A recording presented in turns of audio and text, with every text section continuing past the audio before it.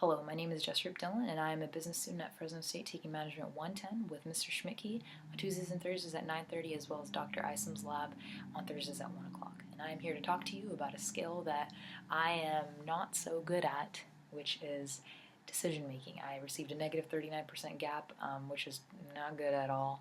And not to worry though, I am here with a plan to get better at it. Now, there will be 4 things that I will be addressing, and hopefully I have a time frame that fits this and helps me attain this goal. Now, the 4 things I will be addressing are being able to interpret data correctly, finding the strengths and weaknesses, coming to a good conclusion, which would hence give me the next step, and finally knowing the consequences of that step that I am to make.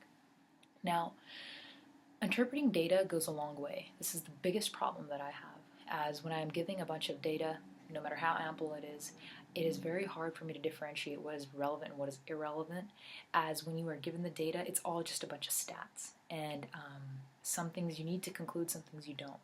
So I have a hard time because I end up taking it all as a whole. I don't know how to put into clusters, knowing this means this, this means this, this means this. And I need to do a better job of that, as that would give me specific conclusions and specific interpretations.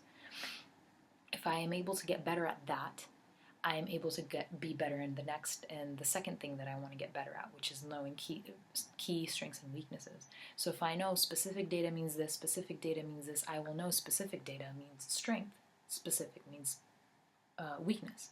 So say I get a bunch of facts and it addresses that, toothpaste sales are rocketing in the company I'm hired at, but they are not reaching everybody. So a strength is, okay, our sales are great. Weakness, we're not getting to everybody. I need to do better at that.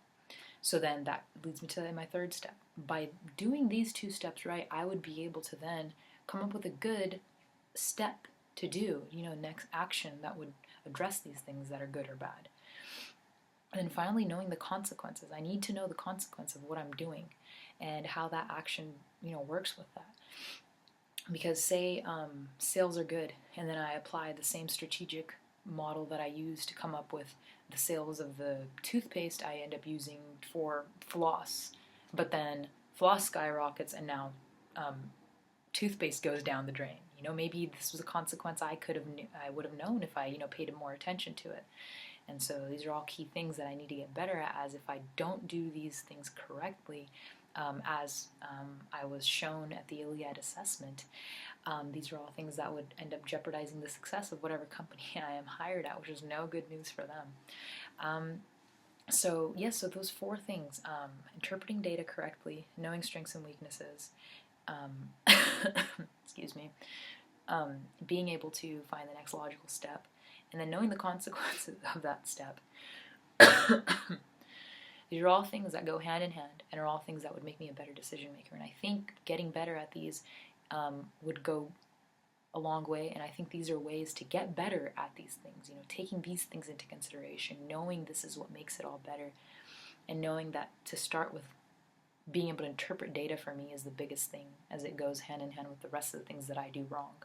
So I think these are the best ways for me to get better at decision making. And I think if I were to extensively do this week after week, I think it would become second nature in a way for me. In about maybe 6 months, I think it would take me to do this. And I think I would be able to attain this goal in about 6 months if I were to do this. And I would become a decision maker by doing this. And so that is how I would do it. Thank you.